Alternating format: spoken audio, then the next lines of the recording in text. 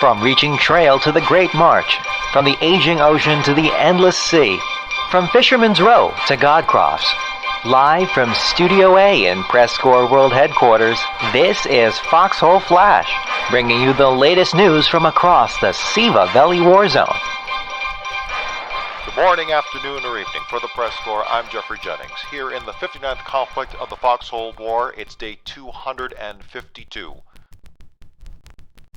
In the east coast of the Siva Valley border territories, the conflict regions, the Wardens have made large pushes into Tempest Island, cutting off the critical economic base of Liar's Haven, home to 2 factories, a dock, refinery, shipyard, pretty much every economic powerhouse building under the sun there.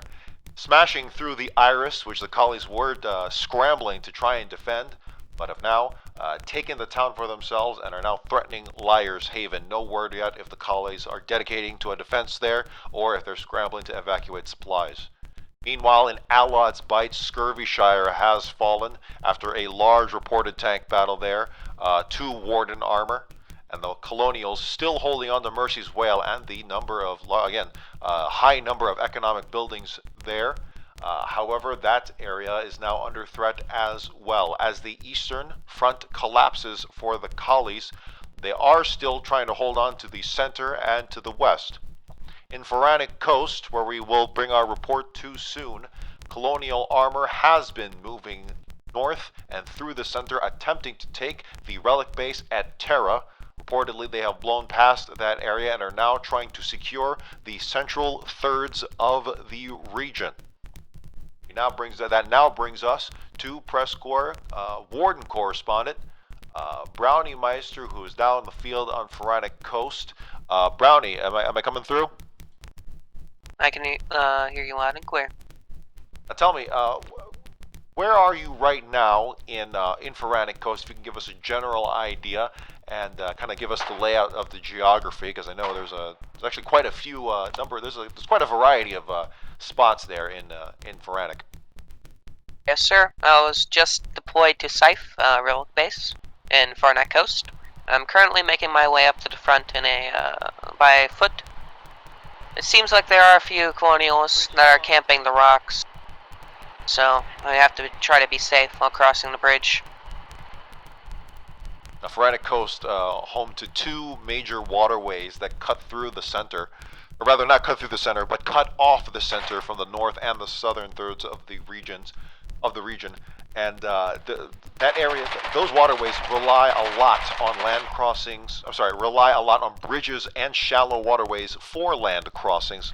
What are the status of some of those bridges right now? Are highly damaged. Some of them even destroyed. I just made my way past heavy gunfire, as you probably just heard. Mm-hmm. I can imagine a lot of commando raids present as well. Yeah, those Collies are hiding inside the bushes, making it hard for infantry and logistics across. So a lot of raiding. There's a lot of raiding going on. Quite a bit. I've just made it up to the front line. Hey guys, I do see a Warden battle tank and 1 anti-tank half-track. Logic bridges down. Can you name some of the members? Can you name all of the members of the battle tank group and their outfits? The battle tank group is full of many different members from the 69th NC, CL, and 82 DK. Can you name them? And yes, DL Doodlepop, 69th LC, NC, for Hitosh, I can't really pronounce his name,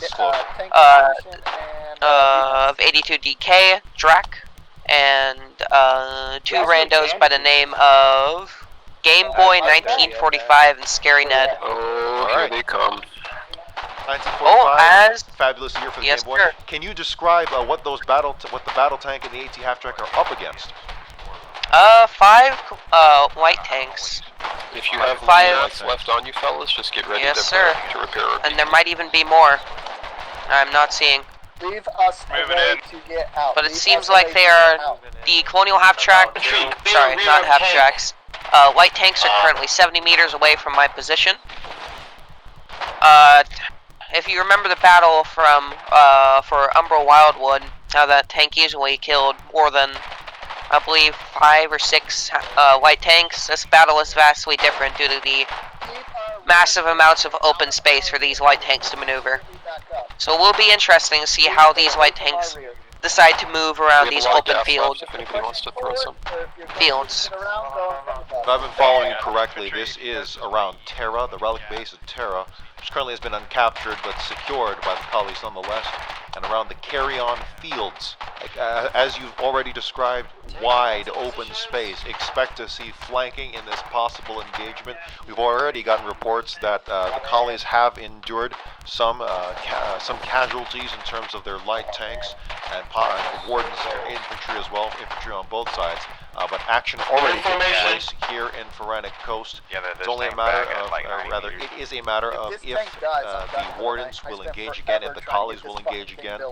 For now, it's all a matter of if the Wardens can hold out and maintain their foothold in the center thirds of the region, and the colonies looking to eject them, secure the 2/3 of the region that they can. I do believe that the Colonial light tanks will push before the Warden battle tank does. Those trying to go north. Are there any assets besides that AT half-track supplementing the battle tank as well? If the colonies do decide to attack, what will they be facing? We'll stay here and defend. We can counter northwest. What was that? Sorry, can you repeat? If that's okay with that. If the Colonials do decide to attack the Warden position, what will they be up against? They would be up against a few anti-tank turrets, and the Warden battle tank and the anti-tank half-track. Other than that, there's not many fortifications. But I think the Wardens might be able to win if these Colonial light tanks push first. Bait them in as they have in various instances. I believe we have seen a pattern, again, from what we've seen. We're not everywhere, of course, but what we have seen is that the Colonial light tanks usually field more numbers, but it's not enough to take on battle tanks directly. We have seen 5 Colonial light tanks attempt to take on a single Warden battle tank head-on, and the light tanks losing confidence, panicking, and simply unable to break through that Warden armor head. Again, the keyword is head-on, without flanking and without hitting it from the sides, without trapping it, without infantry support. So that's probably the main source of failure there. But another thing I guess I'm trying to hint at is that I think the Colonial tank crews have underestimated, or maybe have overestimated the numbers advantage that they have. 5 to 1, 5 light tanks versus 1 battle tank is a lot. That's enough to put a battle tank on edge, and should. But taking it head on is not enough. You can never not use tactics. You can never not play smart. You're doing fine. Do whatever you like. Do we seem to? Are we closer to a showdown here, Brownie? Not whatever you like. No Like a trenches. few smart plays from the Wardens. I kill you. From a squad of about 4 to 5 people, rockets, went to the sides of a Colonial light tank and fired upon it. Did lots of damage and made the Colonial tanks fall back. So now it's just purely up to the infantry. And it seems like Warden infantry is slowly pushing back up. It seems like they have not rebuilt the fob yet for the Colonial side. Relic base, I mean. Yes. I do have visual on the relic base, yeah. I don't even see a construction vehicle. But that is good that we are getting close. Or the Wardens are getting close. Oh, I do see HMG APC. Oh, that is moving to the front. Let me get back a bit. HMG APC. For the collies, most likely not going to do anything substantial to the battle tank. But maybe perhaps they're trying to bait it out into the open, or at the very least they can try and take out some collie infantry. Again, it's a game of back and forth.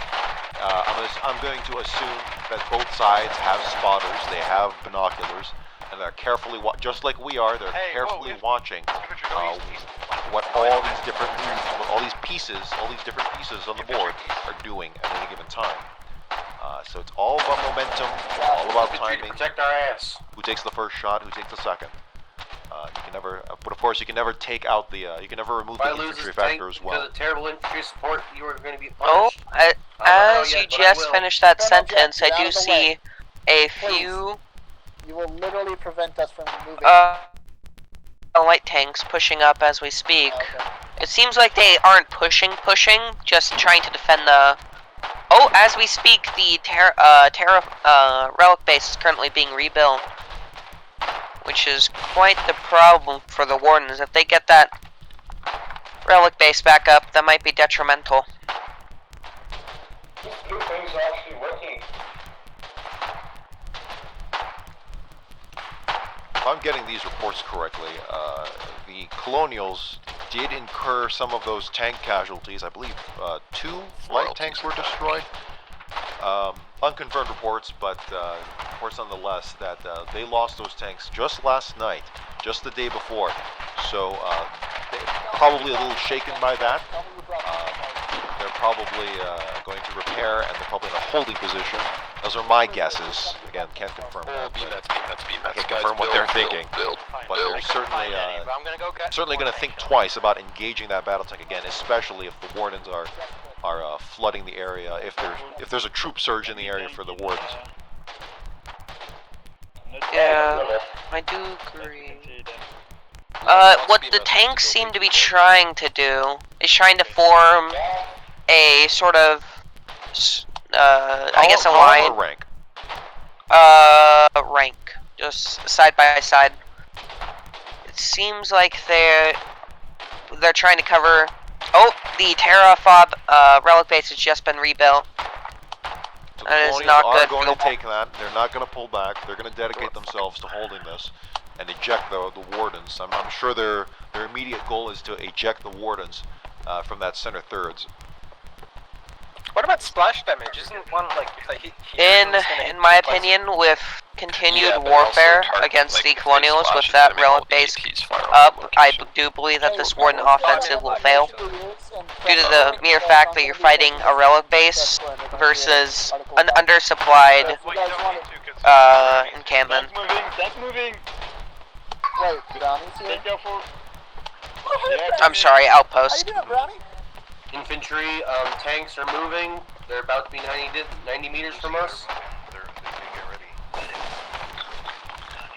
Seems like the tanks are slowly nudging forward, possibly trying to lure in the BT. Dad, what's up? You guys are Infantry, can you walk? An update, it is 4 LTs, 1 HMG, APC. You guys are psyched for so long. I couldn't. Wow, great timing. Yeah. Oh, there is now a another Warden light tank. So this makes the vehicle count for the Wardens 1 battle tank, 1 anti-tank half-track, and 1 light tank. 1 BT, 1 light tank, and 1 anti-tank half-track. Sorry for the I stutter. think it's safe to say that the balance of power was solidly Warden in terms of the raw firepower. Again, tactics, good tactics and maneuvering will always beat out firepower, or at least are strong counters to firepower. However, I think in this case, the battle tank, and supported by an AT half-track and the light tank, and they have those AT turrets to supplement them if the collies get sloppy. I think it's safe to say the balance, the Wardens have the advantage here. My guess is that, again, if I'm reading this right from what you're telling me, if I'm analyzing this correctly, it's probably in the Colonials' best interest to bait out the vehicles as best as they can, get them away from that defensive line, divide and conquer. But we'll see if the colonies get antsy. They might get a little too impatient. You can hear there's lots and lots of infantry fire, but the tanks are currently having a staring contest of sorts. Right. It's going to be a stare down. Let the soft targets duke it out first, and then it's. I think. I'm sorry to interrupt. That's Continue. Fine. No, I was just going to say, they're most likely doing a kind of a rocking back and forth, aren't they? Poking in and out, in and out. I got a bunch of red. What it seems to be. I think these tanks might be a part of a clan due to the mere amount of patience that they're showing, which one thing that is odd is that Is one, there any I battle don't tanks have fighting visual for- on the 5th tank. I see I think 4, there but I was don't so have far visual seen on that. the 5th tank, which might be odd and might hint at something. Or they just merely went back to repair, but still, there's that chance that something might happen. And you know, sometimes all it takes is for one vehicle in the rank, on the battle line, to break discipline, just go a little bit too deep. Spread out. I just heard tank shots. Spread out. Yeah, they're trying to hit the infantry that's pushing up. 6 feet. Remember, guys, social distancing. As that person just said, social distancing. What you guys do? I've got the Corona, boys. I've got the Corona. I'm still here. What about the rest? Get me out of this tank! Sorry, sir. We got war to win. We got a goddamn war to win. You ain't getting me It out. seems that the Warden tank crews are very enthusiastic for killing the Colonials. It seems like the Colonials getting a bit antsy. They are moving back and forth a bit. Patience really is key when you're commanding an asset as strong as a tank, battle tank or light tank. No matter what, patience is the key, because you'll feel so empowered, you'll feel so powerful in that thing. But it only takes one wrong move. They've, from 80 meters, they've closed down to 70 meters. They're very slowly pushing up. The BT might try to pull something sudden, try to push up and get a shot on it. There's also unconfirmed reports of a Colonial field artillery. Unconfirmed from what someone has just told me. That's gonna change the playing field here. Oh, Colonials are pushing up. Let me get back a bit. Just some cover. Yep, not Warden, I'm sorry. Colonial tank crews have just pushed down from 70 to 60 meters. So they're inching forward then. Yes, ever so closely. I am actually quite surprised that the Colonials would still be so bold. And I guess brave if they already incurred losses and are facing down they have to have binoculars.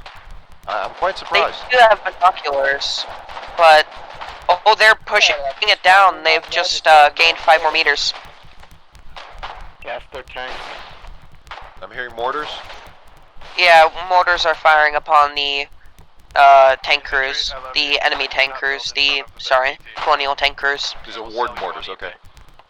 Yes. Sounds beautiful. So you're selling them a plate? It seems like they've lost 2 more tanks, and I don't mean lost, but they've moved away from the Colonial tank column. Okay. I don't know where the other 2 went. This might just be merely them repairing, but it might hint at something else. Understood. Okay, well, keep an eye on it. Keep an eye on it, and I think we'll get back to you in a bit. I think we have another reporter trying to connect right now, trying to get into the broadcast. So just keep an eye on it and let me know, okay? Archer? Yeah, we'd appreciate. Well, as you heard, plenty of fighting going on across all of the regions here. Almost nearly every region that has a front line is being fought on right now. It's hardly quiet here on day 252 of the 59th conflict of the Foxhole War. 1.1 million combined dead so far, on track to surpass War 19, which had 1.7 million dead, as the deadliest conflict we have seen yet. I think we're now going to go to PressCorps correspondent Raz Griz, live from hold on, Kofteri Channel. Kofteri Channel. Hold on. Can we get your audio as well? Can we get? Can you share your audio? Yeah, hold on.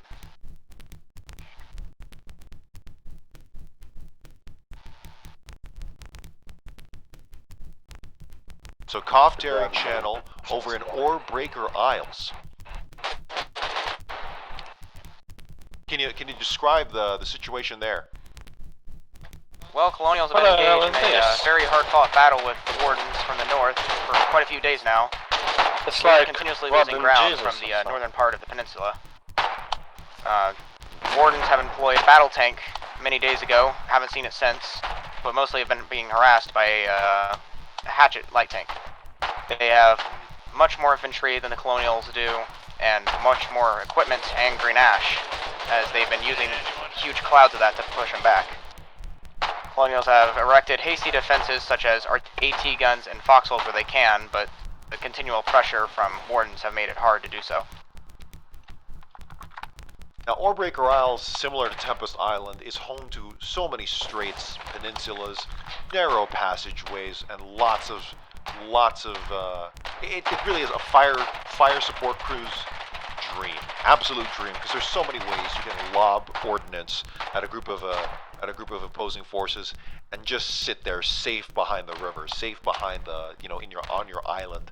Have we seen any kind of fire support? Have you seen any kind of fire support in Kofteri?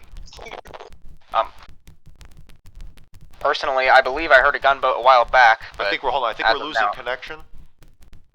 I think maybe just I thought I heard a gunboat earlier, but there has been a lot of mortar and howitzer fire. Okay. Okay. Well, Razor, I think we're breaking up with you, so I think we'll go back to Brownie, or we'll just go back to someone else here for a moment. Brownie, you coming through? I think you're actually back. Yeah, kinda. The connection do be pretty spotty when they shoot at the radio tower. Yeah. Radio tower, radio backpack. It's there's a lot of ways this can go wrong. Can you describe any of the regiments operating in the region? As far as I see, none. None, It's okay. mostly just At least nothing in earnest. everyone. I'm sure there's probably one Somme person there. There's probably one 82DK I've person seen over a there. few people from different legions, yes, but Right. no consolidated force of them. It's actually quite difficult. Whenever I ask, is there X outfit working in the region? Is there any outfits working in the region? It's a little hard to judge because one guy, one gal who's in this outfit, it could just be them on their off time doing it separately from the group. Two, okay, maybe they're just battle buddies. But if it's three or more, I think three or more is safe to say that's when that group is there. Well, what do you think? So far, really, some of the only clan tags I've seen was I saw about 2 Somme guys, but I haven't seen those in a while, and Right. 1 guy from Raid. That's about that. I've spoke with a few Wardens when I got close enough, and it doesn't seem that they've seen many clans operating. Saw a few guys with bayonets if they were 82DK. I've been shot in the back. Razor, hello? Are you there?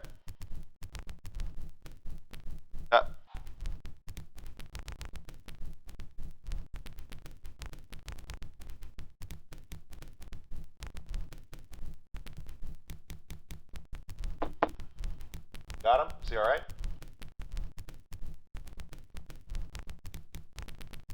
We're just gonna leave him there?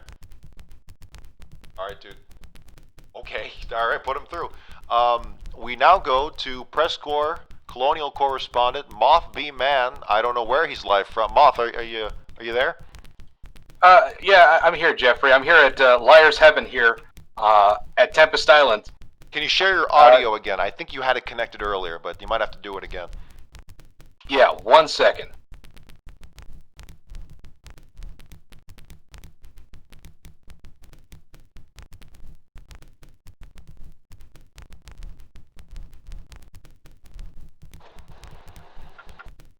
Signal, is it coming in all right? Yes, I think we are. Sorry, say again where you're from? At Liar's Heaven at Tempest Island. Tempest. Okay, so this is the besieged city of Liar's Haven, in the south, the south of the central landmass in Tempest. It has been completely cut off.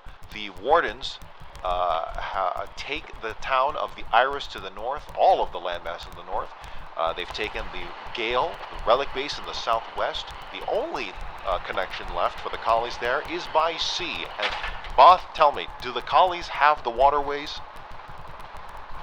As far as I can tell, they do have the local waterways secured, thanks to the coastal gun that is built up at the southwestern side of the shore.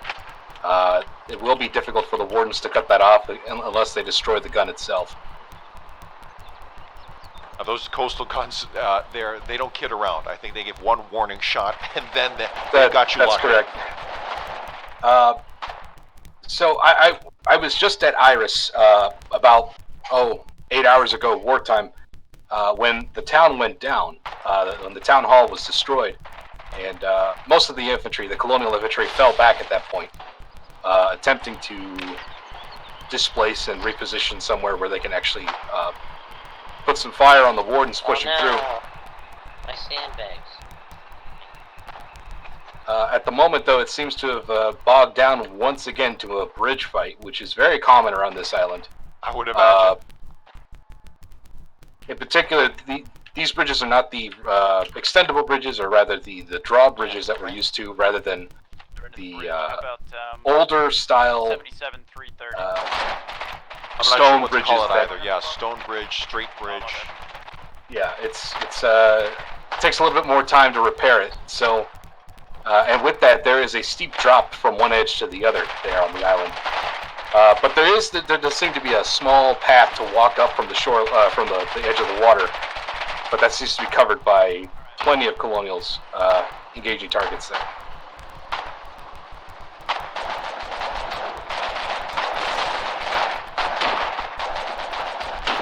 I'm hearing fire, I'm hearing gunfire, I'm hearing tank movement. Can you confirm the presence of tanks? There are 2 tanks there. There looks to be a Devitt model tank. I'm not sure if it's the advanced model or not. And I also see a flood tank there. There's two light tanks, it looks like, and a battle tank there. Ya boy's back. Let's get it. And they are at the edge of the bridge now. Looks like they're trying to assess the situation, Sounds like he's gonna get it. Yeah. They've got an armed car on the other side of that. It looks like he's trying to just exchange fire with this advanced Colonial light tank here. I keep forgetting the name of it. It's rather new. Spotter ready. That's right. I can't keep up with these names either. But who is crewing that Colonial tank? Looks like Sol and SOL. That's correct. SOL. I believe that's a Spanish regiment. One of those colonial colonies, but colonial colonies. Shit, but you know what I mean. Press guy. Someone's gonna ask you a question. Maybe. Yeah, let's see. Oops. All right. I'm slightly retarded. I'm going to go back to... I guess he was not willing to give an interview. He looks like he was a little bit busy trying to blow a hole in the side of a wall. Not sure why. Probably some advanced engineering technique I don't know about. It's whatever the grunts do to pass the time. Coming in the northwest. So up here, just west of that bridgehead to the southwest, we're at an escarpment, which gives the Colonials a wonderful view of the valley down below here. Real quick, I love the fact that you use the word escarpment. That's a beautiful term. Can you define that for me? An escarpment itself is basically it's a plateaued surface with walled edges. It's kind of like a side of a mountain with a flat surface onto it. It's almost like a plateau. Oh, that sounds beautiful if you're defending. Oh, it is. It's a wonderful looking position. I'd be jealous if I was a Warden right now, getting shot at from this position. There's plenty of anti-tank and anti-infantry implementations here, and it seems like a very tough position to fight from. I'm sorry to interrupt, but there's a massive push. I don't know if you can hear me right now. To Brownie Meister. Shots for mortars. Connecting with us, Moth. We'll get back to you in a bit. Right. I'm sorry for interrupting, okay. but there's a These things happen massive fast. push on Terra with... Oh my god, let me count the let's light let's tanks. collect ourselves, let's There's 3 orient ourselves. You're in Terra, it's an open plain. Who's attacking what? Wardens just launched a counterattack with a BT, 3 different light tanks. There, 2 different battle tanks are pushing. Multiple Colonial tank casualties, possibly being able to steal one. Oh my God, these BTs are wreaking havoc. They've killed 3 light tanks. Okay, the turret's disabled. She's used Heavy damage to the Colonials. I think only one of those light tanks made it out. Alright, we can move. Thank you, guys. They are, oh my God, I'm sorry that I didn't ask before coming in here, but there's 2 different Warden battle tanks. 1, 2, 3. We just fucked them. Oh, they just stole, Warden just stole a Colonial not half track, light tank. Yes. 3, 4, 5 light I just heard tanks. someone say they came in from the side. Can you get a statement? Can you get an account of what just transpired? Can you ask someone that? Tell them you're live on the air. You're from the PressCorps. No, sir. I'm live on the air. Can you tell us what just happened and what did you do? Fucked 3 LTs. You just fucked 3 LTs. I'm glad you did. How did you guys do it? We came in from the side. Which side did you come in from? They were with from the northern side. The northern side. It's fucking beautiful. The north and east. You said? Get back in there. Yeah, the northeast. Counterclockwise? Gotta run. Yeah. Yeah, they just took Terra. Who was that? Who was that just speaking? That was 501st Sublime. 501st Sublime. So 501st involved with this operation. Any other outfits Yes. you can see commanding these tanks? I see 82DK, 501st. It seems like 501st was mainly the ones that led that attack from the side.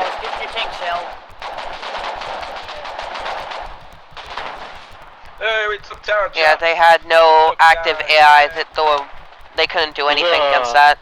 Multiple Colonial tank casualties, and almost none casualties for the Wardens. In terms of armor. In terms of armor, yeah. That was, I wish you saw that, but that was absolutely splended. From what I saw from my binoculars, they came in from, let me get the name of that road. You just keep pushing with them and destroy all. They came in from the Skeleton Road north, and they cut across the field while coordinating with the tanks that were sitting by the outpost, and did a whole coordinated push at the same time. That's a The Colonial tanks attack. That's a 2-pronged assault. Yeah, Skeleton Road. That cuts right into Terra.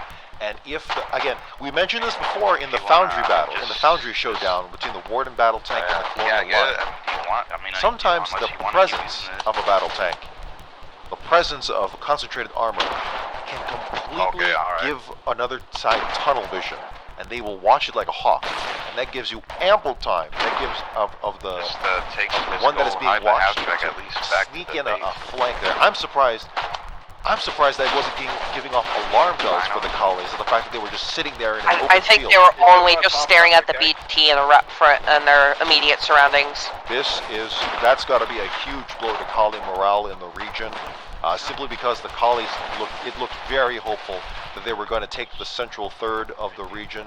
I didn't expect that. Apollo's Landing, and Terra. If they can get that quadfecta of 4 bases in the central thirds, that'll give them a lot of good positioning to threaten the entire line in Forensic Coast, the entire Warden line in Forensic Coast. But it seems now that plan has been thrown in disarray, and the Wardens are on the offensive, possibly pushing them back, throwing them across the river, and threatening Jade Cove once again. Somehow all roads lead to Jade Cove in these big wars.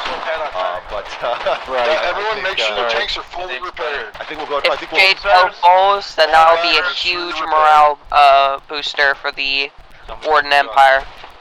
What we will say that the Colonials have been doing actually quite excellent in the face of these concentrated pushes.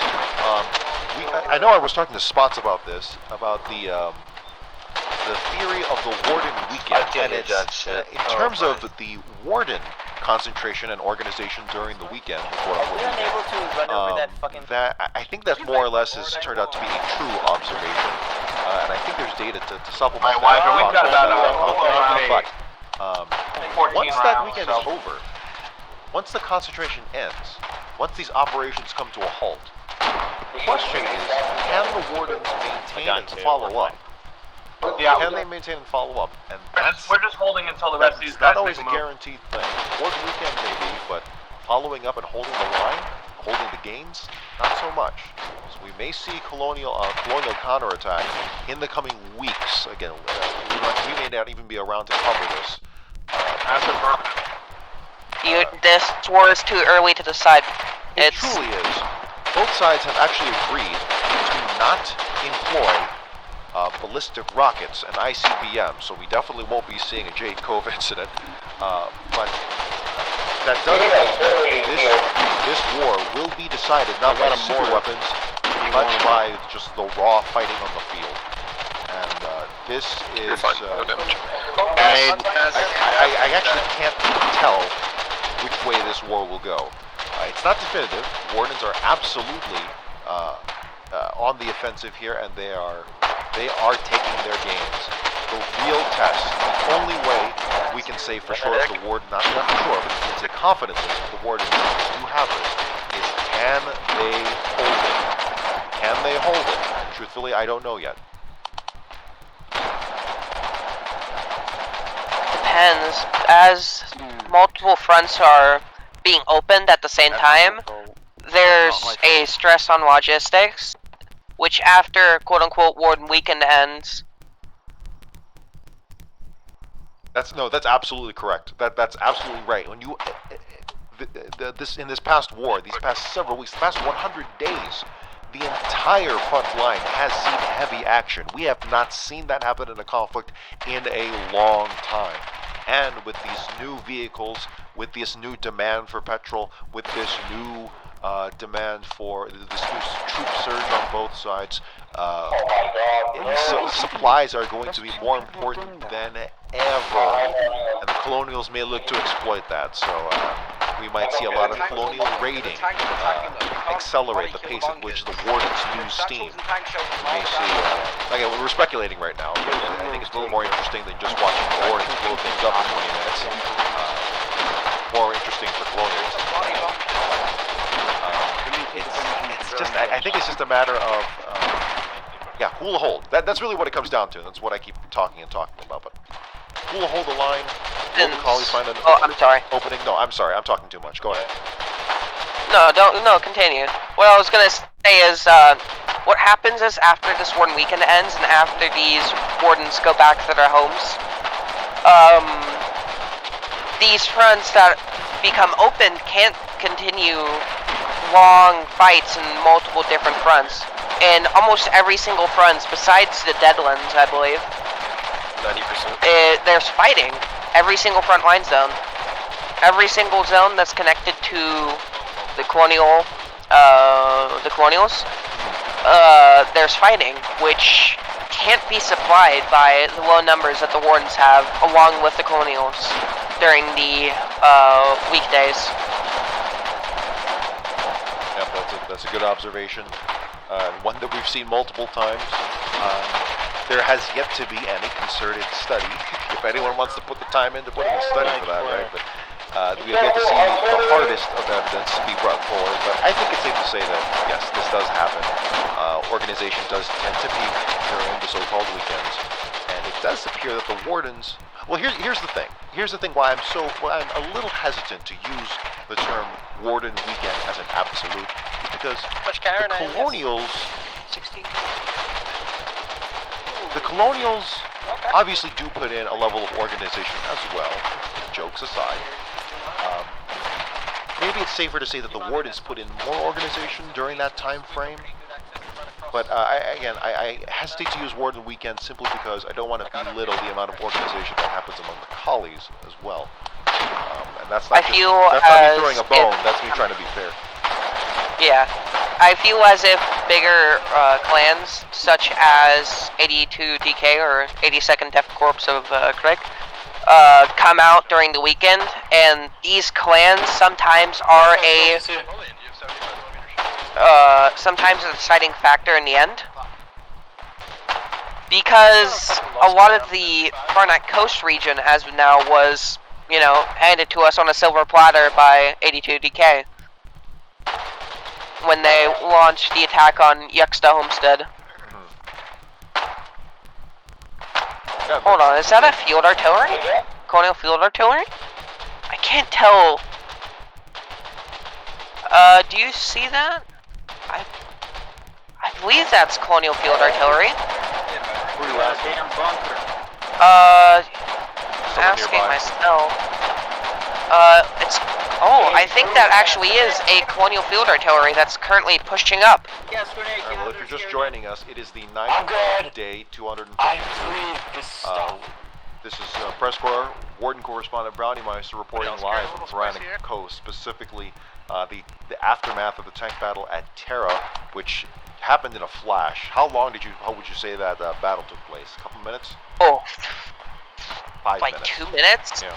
Yeah, once that counterattack happened, they destroyed most of the Colonial armor. I think only one Colonial armor made it out alive, and it's nowhere to be found. I wouldn't stick around. These tank battles can happen in minutes, and they can be decided in seconds. It took one good maneuver to completely destroy Colonial tank line. And that's a message to everyone. You don't have to stay bogged down in one area. Find new ways to attack the enemy. Don't just stay short-sighted. Always look for good tip that I found from someone. Good friend from way back in the day. Was that as a front is pushing, there's always a weak spot behind us, please? being created.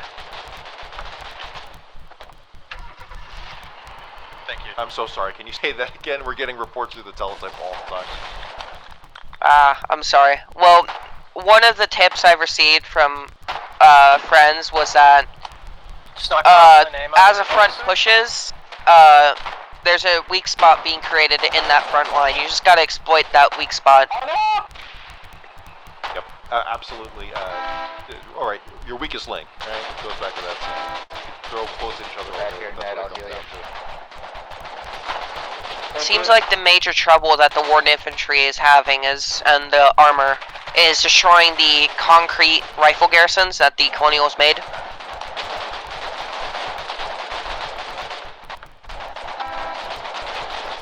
Which is a bit hard due to the mere fact that they're rifle garrisons. Where's my infantry support? Where's my infantry support? I'll put your head on a spike. Oh, it seems like a brave Colonial is now trying to... Shit, reloading! Kill him. Never mind, he saluted the tank and then went out with a boom. Saluted the tank. He saluted the tank and exploded. Okay. Yes, sir. I guess that's a sign of respect. I don't understand what he... That's a warrior salute. Colonials. Yeah, it's still just fighting. That field artillery hasn't fired yet. This fight's been decided, at least until the next armor push comes through, but the collies have got to be reeling from that, and I don't mean that to rub salt on the wound, but truly, when you lose two tanks in one night, and then 3 to 4 tanks in another night, and you can't take anything, that's going to set you reeling. So, I think that's what we're going to need this, in terms of the fight itself. Brownie Meister, excellent reporting, as always. Thank you so much for your time. You? And good luck to you out there. Don't be afraid to collect more stories as you see fit, especially from the individuals. But great work. Thank you. Thank you very much. Well, plenty of fighting continues throughout the Siva Valley border regions in these conflict territories, in one of the deadliest conflicts we have seen in a long time. Current numbers coming in from FoxholeStats.com: 1,185,000 dead, combined dead in the war so far here in 252, soon to be 53 days of fighting. 586,000 Warden dead, 599,000 Colonial dead. Hardly much of a gap. That comes out at about a 2% difference in the Colonial quote-unquote favor. It's more of a Warden favor in that sense, but it is deadly by far. 500,000 on each side. That's far from pretty. But for now, I think we'll toss it to PressCorps Colonial correspondent Moth B Mann, who's going to share his audio here, and he is reporting live. I believe last we saw him, he was at the not the Iris, close to the Iris in Tempest Island. Moth, am I coming through? Can you hear me, Jeffrey? Yes. Okay, wonderful. Well, wonderful for that, but not so wonderful for the Colonials right now. Past couple of hours, that escarpment I was standing on was bombarded by mortar fire, as well as the situation regarding the bridge. The bridge has been rebuilt by the Warden engineers, and they are now sending tanks over. And that has left quite a difficult situation for the Colonials to handle with their armor and their defensive positions. But they seem to be holding fast for the most part, exchanging fire as infantry tries to get through the defenses, or tries to open up a path for everybody else to come in. As you can hear, very faintly, if I get a little bit closer, you could probably hear it, but there's engineers pounding away at a howitzer. Yeah, they're pounding away at defensive emplacements here. Put that up on the hill. West. Up on the hill to the west. Yeah, up there. Up on the hill. Out of there. That's some spirited engineering I'm hearing. They are, everybody's here is extremely busy. I would say there's an air of anxiety in the air about trying to hold the line. That's at exactly least what in we heard my from, local area. Right, that's exactly what we heard from Spot's report while at the Iris. It's actually hard to tell because you've been describing the escarpments and the level of terrain and canyons and passageways that leads to the town of oh goodness, what's that town? Where are you at? Liar's Haven. Liar's Haven, thank you. And it is. It actually sounds about as defensible of the Iris as the Iris itself. That is quite true. It seems like every town, Warden over here. every town in this area seems to have a defensible position just by its natural rock formations that they're sitting upon. Right. This is the carry-on field where we were hearing from Meister, where it's just wide open. Yeah. As a complete opposite sort of effect that here that there's so many high rock walls and escarpments and plateaus that overlook small open inlets that come from bridgeheads. It's really defensible. How wide? And it's giving the how wide can the tanks move through the roads? So the roads here are quite open for the most part, and the tanks can move relatively with ease, especially up and down the hillside. So there's certain narrow passageways where the tanks do have difficulty. Some of the rock walls, the natural formations of the rocks, do prevent tanks from driving over them. They just kind of try their best to find out which area they can go to. It's a little bit of trial and error for some of the new drivers here. Sounds like it's going to be a real grindhouse simply because the Colonials have a huge economic base at Liar's Haven. It's a veritable powerhouse. 2 factories, oh, very much refinery, shipyard. The shipping lanes here are going to be crucial for the collies because they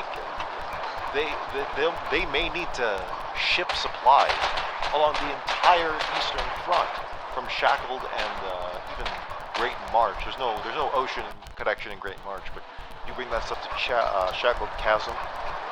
Alod's Bite could be cut off entirely too, because Skirbyshire is in Warden hands, and if they should go straight south the line there, they can cut off every land route to the rest of Alod's and even access to Tempest, which is already difficult enough.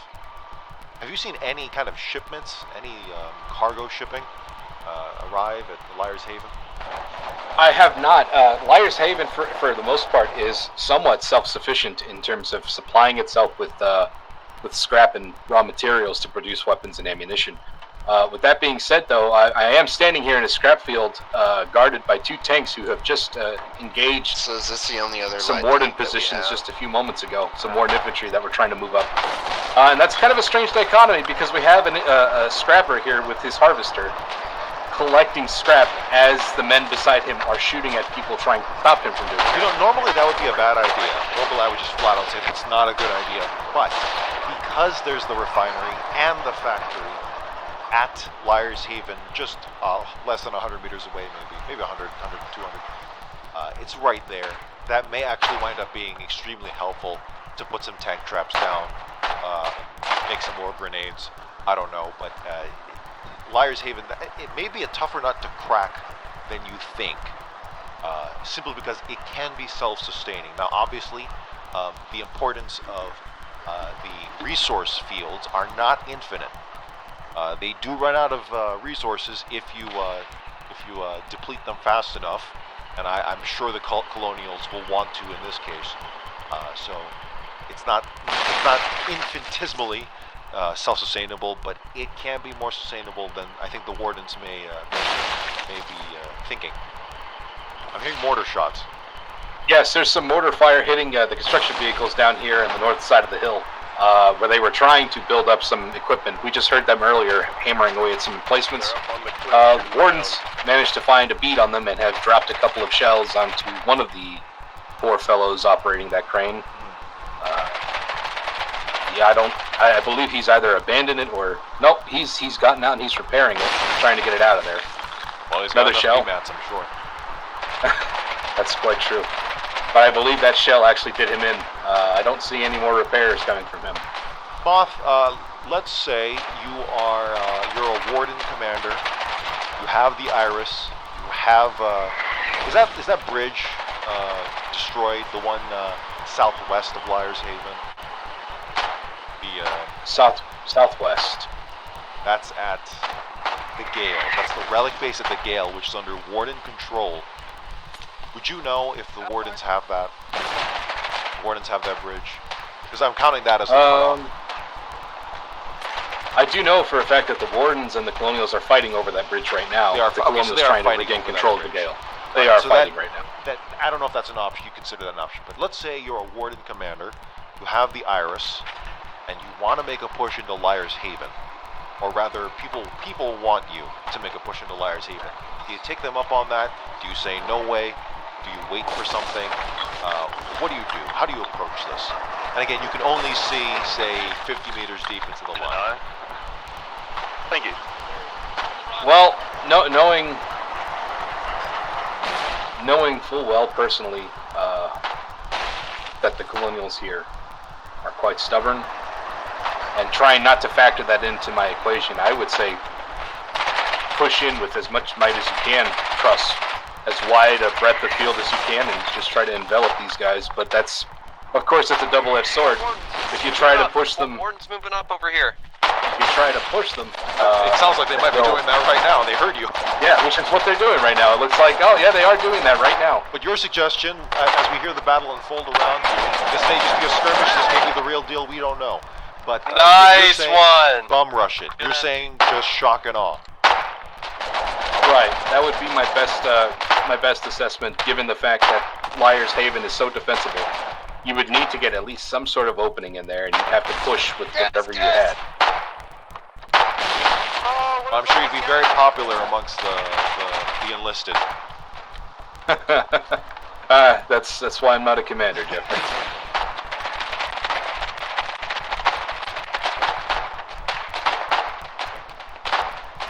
Lots of gunfire now, not much engineering work going on. At some point during the night, somebody had set an emplacement gun down here. I was about to say, engaging the Warden. I heard some deep rounds, deep sounding rounds. 14.7s, I think. Or 14.5s, I can't remember. It's a big number, that's all I know. It's greater than 10. in terms of scale of the round size.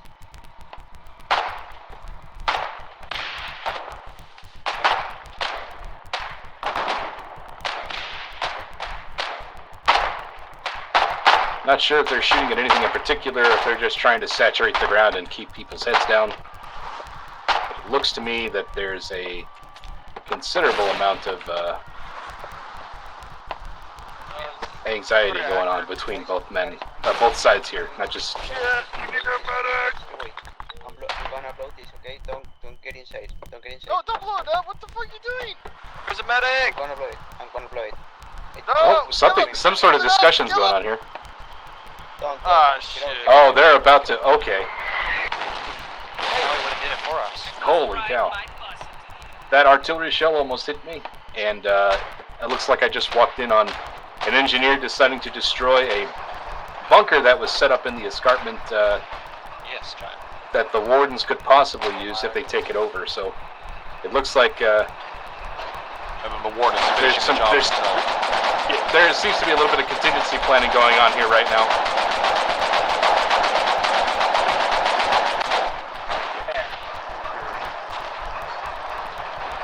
Moth, another hypothetical for you.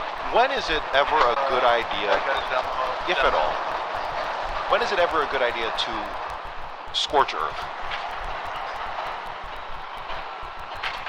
Well, I'm not sure what you mean by the context. Yeah, I get. Yeah, it really is dependent, right? Because many times we see people attempt to scorch earth, and then it turns out, oh no, we just needed to hold out for 5 more minutes. So it is. You're right. It's highly dependent on your context. I would say with I guess I have 2 answers. One would be if I'm talking about the complete and total destruction of the Colonial positions here, you'd have to use a lot of artillery. And even then, that wouldn't be enough. You'd have to send in infantry to destroy stuff like the safe house, or the trench systems here that are built into the rocks here. If you're talking about in terms of just completely emptying out the town of enemy population and enemy defenses, honestly, you could use armor. If you had enough of an opening and enough of them, you really could just crack away at this until it breaks. But that would take some time, I think. A long time. The more I walk through here, just like, there's a considerable amount of men here still building. They're starting to create a defense in depth here in town. I mean, that sounds perfect considering the kind of the thin passageways you have on the way to Liars. Yeah, absolutely. People see a lot of green, but what they fail to realize is just how many rocks interrupt that green and the different elevations of that greenery. Yeah, exactly. It's one thing to see it on a map, it's another thing to experience it while you're on foot. And I will say Liars Heaven is quite... If you have never been there and you've only heard about it in passing, you would think it's a really simple place to go to and to attack. It's quite the opposite. It's naturally a robust position in Tempest Island. Quite capable of holding out on its own. It may take some time before the Wardens finally crack through these defensive positions. Absolutely. Can you see if you can get a statement from any ranking officer, maybe even regimental member there? But I'll take a look. Let's take a look. It's always tricky when I ask that because sometimes there's just no one around that wants to talk. Well, they might be further in town, back towards the town hall.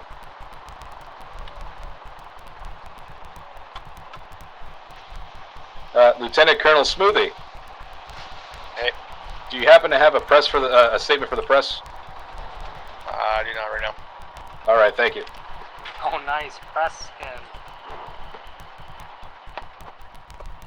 As you can see, there's a clear amount of anxiety here regarding logistics and infantry. You're the only one who's actually... Engineers further back in Liars Haven are building trench systems now towards the town hall and surrounding it. They mean and intend to defend this position to the last man, it looks like. And I don't see why they would not. They have a rather reliable supply of scrap to make soldier supplies and things of that nature. Oh, that is also another thing. There is a technology center here, and I have completely forgotten about it. It's tucked away in the corner, and I imagine that is one of the engineering center here is rather one of the most important things to the war effort for both the Colonials and the Wardens. It's most likely one of the main impetuses of holding this position as dire as these men are, let alone the natural defensive positions of Liar's Haven.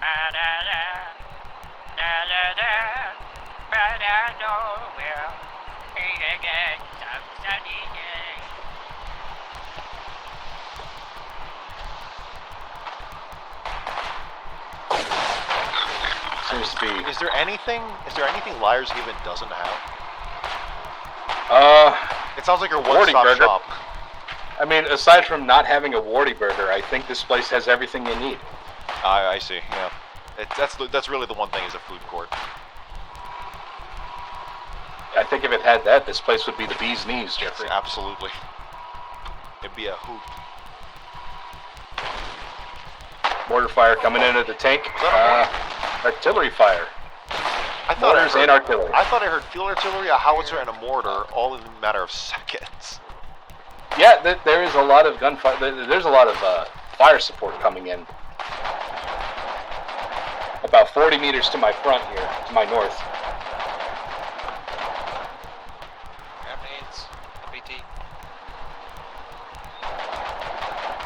I'm trying to look down the road here. Yep, I see the flood tank that the Wardens have pushed across the bridge with. So they have crossed the river. They have crossed the river, and they have a Devitt tank and a flood tank pushing to the west across the open field. Way of the bus. To the front. See if I can't reposition to get a good look at that tank as it moves across. See if there's going to be any QRF to stop him, or if he's just going to circle around with impunity. At this rate, it's anybody's guess as to how successful that movement across the field will be for them. With the way the escarpments are laid out on the map, and I'm going to use that word so much now, escarpment. With the way the escarpments are laid out, this may be more akin to sharks circling prey in the water. But more so, it's less them circling because they were waiting, and circling because they simply can't get to it. Yep. It looks like the Colonial armor is now pushing west, trying to meet the Warden tanks. I'm moving in between a group of 3 Colonial tanks here at the very top.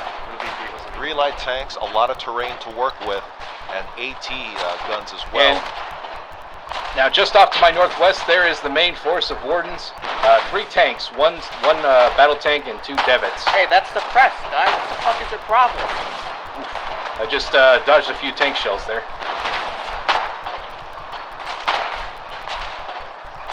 Wardens are pushing up the hill right now, and the infantry are now coming to meet them. The Colonials do have a height advantage. They have the higher ground. Is that correct? This is true. Yeah, this is quite true. Meanwhile, while this is all going on, the Harvester is still collecting scrap. It's actually Who's quite in that dangerous Harvester? now. Who's in that Harvester? Reflex, that's his It's on name. fire, it's on fire. The warrant officer. All right. Let's give him a shout out. That man is quite brave, or foolish. Not sure which yet.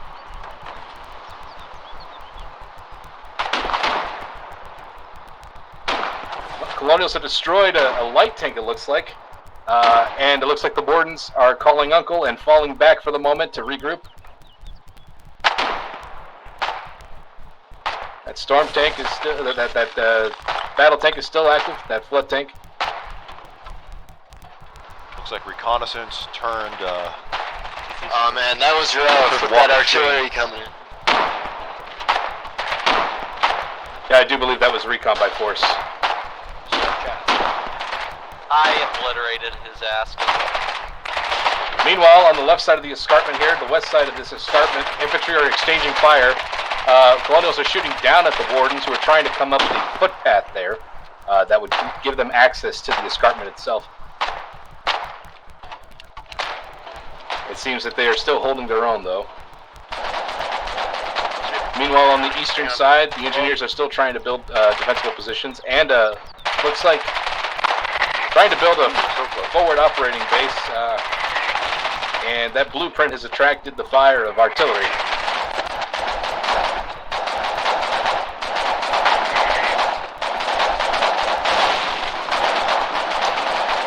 Flood tank is now trying to move over to the east side of the escarpment.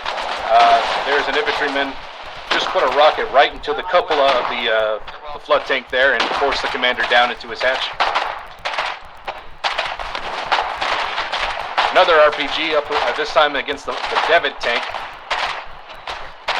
And they are now backing off. A couple of Warden infantrymen got caught up in that blast. Cover me! Aim for the light tank. That big tank is just going to eat it all. Aim for the small tank. It's here, Colonial soldiers giving, Colonial Lieutenant Colonel giving his juniors some advice as to which to target first. Colonial soldiers just jumped off at the escarpment and threw sticky grenades on the back of that Devitt. Did it connect? A risky move. He got ran over, but he managed to get his grenade out, and it hit right on the back of that tank. That tank is still up. Right side, the BT's over there. Throw yourselves at the tank. But it's just a phenomenal act of sacrifice on that man's part. We've been hearing fire support rain down on the Colonial positions by the Wardens. Is there any sign of Colonial fire support providing counter battery or suppression of its own? Not necessarily at the moment. It looks like the Colonials have been trying for some time to establish a howitzer position, but it seems to be all for naught at the moment. They can't seem to get an established position that can cover the sectors that they need built up, at least this far north of Liar's Haven. I have seen a few Warden soldiers with mortars. Oh wait, the press has their own uniform? Sweet.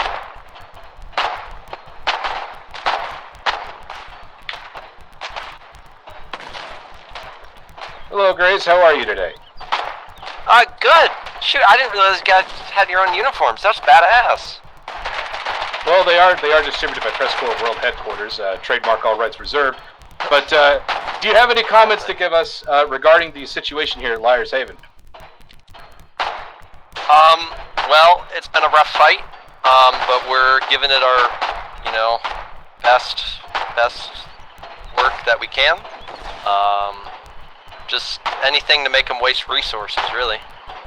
Right, and how are you feeling personally about this whole situation? It's a little scary being encircled, but being a thorn in the Warden's side is also, making me feel good at the same time.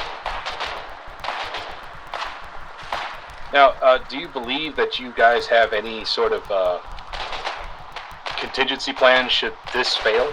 Or are you planning to fight to the last man?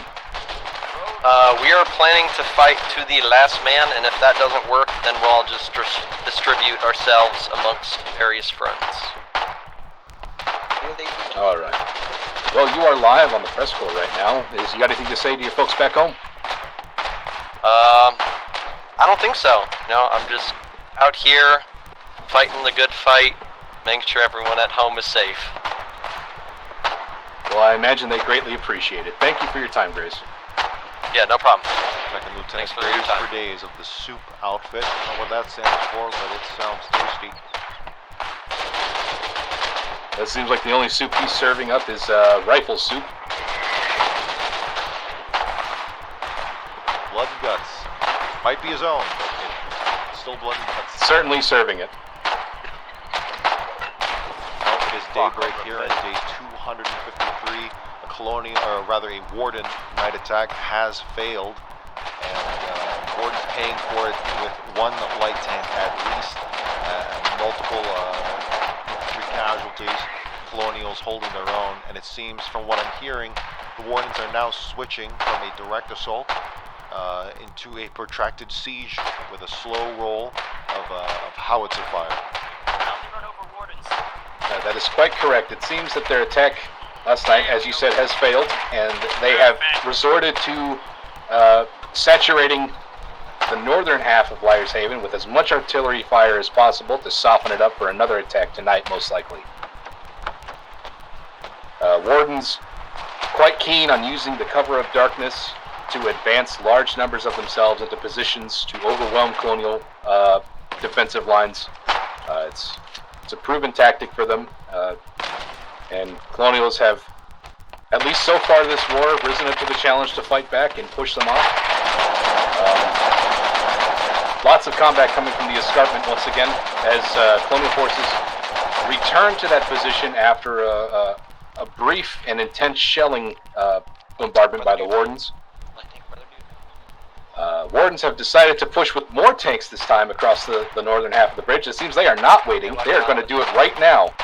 Three Devitt tanks and 1 flood tank. Oh, they are moving to the west.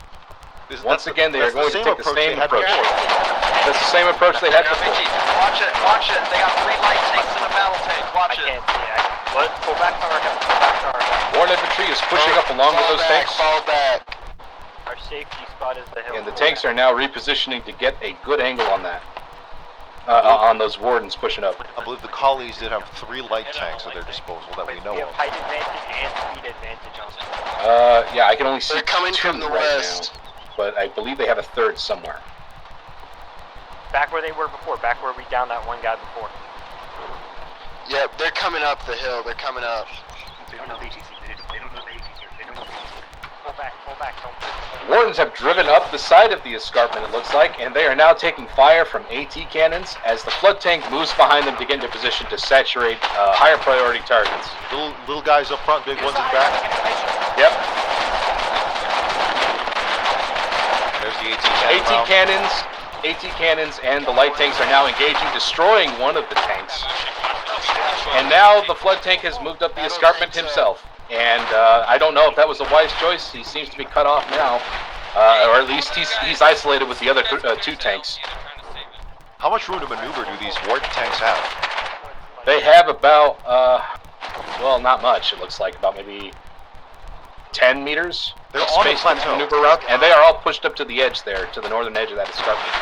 They're on the plateau, and are they cornered? Are you saying they're cornered? They are cornered right now. There's gas and shells coming in on them. They are taking all of that punishment right now. 1 light tank down for the Wardens. 1 Warden light tank has just had its turret disabled, and it is now running. It's running. The driver has had enough, and they are turning tail now. 1 Devitt has decided to drive completely off the edge of the escarpment and back up. And they look to be falling back now. Did that work? Yeah, it's still intact here. I thought it'd flip over. That's what I would have believed the same as well. But now the Warden infantry are now pushing up, trying to exploit that opening. The tanks seem to be turning for home, or at least trying to find a safe place where they can repair. Once again, there are 2 Devitt light tanks, one of them with its turret disabled, and the other, the 3rd tank is a flood tank. It's a curious case of hit and run here for the Wardens. This is the 2nd time they've done this at cost. And of they the have, light tank. they paid for that one. They paid for this this attack with another light tank, it looks like. I'm not sure how many they got left in reserve, but when you push tanks up and you don't manage to get 1 kill for 1 you've lost, that seems to be kind of a sour taste in your mouth, I would feel. Fucking Collies, good shit on taking out that tank push like champs. That was dope. Did we only take out 1? We took out 1 LT, injured the other, and then we made the BT back down because they don't want to lose that. I was hoping we got 2. I know 1 like full got fucked up. Yeah, So you can see the Colonials are trying to get an assessment of what exactly happened. Now the Wardens responding for that failed attack with more artillery on that escarpment. I'm sensing a pattern. I believe they're just trying to soften up the position as much as possible, trying to send tanks in to probe or at least sweep out a little bit of the Colonial defenses, and then send infantry to cover their retreat. And it seems like that's the cycle that's happening right now. Warden engineers, however, on the north side of the bridge are building defensive lines. They're building a trench, an emplacement dugout. At least they were. I'm not sure if they've changed their mind or if they're going to reposition that. You've 18.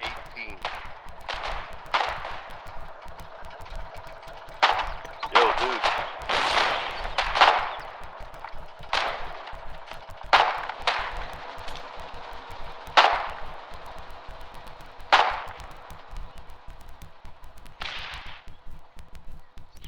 Well, Moth, I don't know how much time we have left to continue covering this fight, but what we can sense is a pattern of Wardens shoving themselves into any kind of opening available on the Colonial line, and the Colonials using the terrain to their advantage. And then when they're able to beat back the Warden, the Warden attack, usually at cost of Warden armored lives, the Wardens respond with a bombardment of howitzer fire. Sometimes concentrated, sometimes not, and hoping that the next attack will actually make a difference. Maybe they will wear down the collies, but considering the economic factor that there are resources right there, there's factories and refineries in the town. I don't think the collies are going to make this any easier for the Wardens than they can make it. No, I frankly don't believe so either. I believe the Colonials are going to give them every bit they have, keeping them out of this town. The collies might...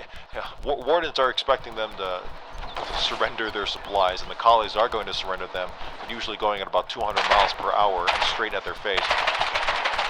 That's basically been the MO so far this war, for the Colonials at least. Despite all of the technological advancement in this war, neither faction seems really, once again, neither side really seems ready to quit yet, and that death toll is still getting higher. I was talking to Brownie about this, and the presence of Warden weekend and the high concentration of regimental maneuvering, regimental operations that happen during said time frame. But the real question is, the real success of a Warden weekend, if we really want to dedicate to that term now, there's some problems with it, but we'll run with it. But if the real success does not come from if the Wardens can simply manage to take everything. The real success comes from, can they hold it? Or can the collies be beaten back and beaten so bad that they're unable to do anything in the coming weeks afterwards? That's the true sign of success, at least in terms of how the wider war is conducted. Well, I can say for certainty that having seen the Wardens operate as they do on those specific periods of time, when they are successful, they are quite successful. When they are not, they are terribly, terribly bad. And right now, it's the first time I've seen such a middling success quality. Usually, Wardens are quite capable of effectively sweeping regions, but there are pockets of resistance everywhere with the Colonials that have just refused to give up, and the line is holding firm for them. I do imagine, however, that the measure of success for the Wardens does come with holding territory, and if the last iteration of this operations weekend was any indication that while they did manage to push deep into Colonial territory, by that end of that time period, Colonials had just recovered it all. So I don't know if it really made much of a difference. This one, however, seems to be quite different, as there's a lot more of a concerted effort, at least here on the East Coast, that the Wardens are going to be trying to take this island over for themselves and use that to their advantage to push into Mercy's Whale, or Alad's Bight, rather, and secure that entire coast. If they do that, then Shackled Chasm is under threat, and Drowned Vale will be facing a three-pronged advance, more so than they are now. which, of course, the closer to the west you get in that, from the east to the west, then you start getting into some of the more prominently colonial sectors, Umbra Wildwood, Great March, the Heartlands, places like that. And that is where colonials have historically fought much harder for those territories than they have in the periphery. But seeing as how the colonials are fighting in the periphery this hard, I'm not sure what to expect from the center if it ever comes to that point. Absolutely, and it can't be stated enough that the combat width of this entire front line, if the Wardens do push deeper, it's only going to enlarge in that width. That's going to put a strain on logistics because, frankly, the amount of, when you, as you said, when you get to the center, that is so much open plains, that's so much porous forestry. By that I mean you can move in, you can sneak infantry through a forest quite easily compared to, say, a giant mountain in the middle of Callahan's Passage, right? So it's, it's a matter of how watchful your line is and how dedicated. Last time I checked, just a couple minutes ago, they only had that light tank and the main battle. Moth, if there's no other major developments, or at least anything that seems to threaten Liar's Haven, I think that's where we'll have to leave it. Moth, any closing thoughts on the situation over at Tempest Island? Well, the only thought I have right now is if this gets any worse, I need to figure out a way to get off this island. I'm not sure if PressCorps World Headquarters is going to send a boat, or if I'm going to have to manage that on my own. But I will find a way off of this island. Believe you me. Well, I don't think I have it in the budget to rent a speedboat, but we'll see. We'll send Ralphie by rowboat. How about that? Hey, Harvest. Don't send Ralphie. Oh, okay. Don't send Ralphie. He smells. Okay, I'll tell him you said that then. Please do. All right. Well, Moth, thank you so much. Ladies and gentlemen, PressCorps Colonial correspondent Moth B. Mann, live from Tempest Island and Liar's Haven, covering the ongoing fighting there. Moth, thank you so much. You're very welcome, Jeffrey. Good night. Well, here in the 59th conflict of the Foxhole War, we have seen the so-called Warden weekend possibly hit its apex. Possibly not. There's still a whole slew of days up ahead where the Wardens can come together and punch a concentrated hole in the Colonial line. But it must also be stated how well the Colonials have defended their territory along this very, very wide lane of attack. In Lockmore, it seemed that the Wardens were going to take the central city of Fairmore by flanking around with Westmarch and Moon's Copse, but the Collies have managed to hold there and lock down the region. In Umbra Wildwood, Wardens made landfall at Vagrant Bastion and were threatening the city of Foundry after the Collies bungled much of their armored movements in and around those thin passageways and forests. The Collies seem to have bounced back and retaken it. And in Drowned Vale, Wardens seem to be piercing deep, but never count out the Collies for taking wide flanks and for honestly raiding the supply routes, raiding the open fields, raiding the open roads, and hitting those trucks hard. And in the East Coast, where it looks most dire, the Wardens absolutely have put in a lot of effort in successfully attacking and taking Scurvyshire and landing at Reef in Tempest Island and pushing a mighty push towards the Rush, and then taking the Iris, threatening the entire region in just one fell swoop. This war is far from over. And as battle tanks take the helm and light tanks, an ever-increasing amount of light tanks swelling the front line, this casualty count can only get worse. In War 30th, what was the second deadliest conflict in Foxhole War history, 1,051,809 combined dead. That is now the third deadliest conflict, as the 59th, this conflict that we are in, has taken that place, the second most deadliest conflict in Foxhole War history at 1,188,404 combined dead. And all that's catching up now to the infamous War 19, the very first sightings of battle tanks and the usage of the ballistic rockets as well. 1.7 million combined dead. I don't think this war is far from over. I do think this war is far from over. Well, the question now, if the collies can truly bounce back, retake the land the Wardens had taken this war weekend, and possibly punch back into the Deadlands. But that's all speculation for now. Just have to keep following the stories as they develop, and make sure to help us in that mission. Stop by PressCorps World Headquarters and submit through the Discord link below. Submit your story to the submission channel, because we can't always go on air. We can't always get these stories blasted, because we can't be everywhere at once. Regardless, thank you for tuning in. Thank you for following us. And thank you for giving any bit of your time to follow this silly little thing we do. It's honestly quite flattering for anyone that wants to give us a second. All right, I think that's where we'll leave it. I think there's still an hour left of Ken Rister's Weekend Pass Party Jazz show, so I think we'll get over now to the Red Rooster Roadhouse and see how the party's going on over there. But ladies and gentlemen, for the Press Corps, I'm Jeffrey Jennings. Thank you, good night, and good fight. We're at the top of the hour, or so I'm told. Most of this crowd can't even read a clock right now. Either way, this is 121.5 WPRSS Sunhaven.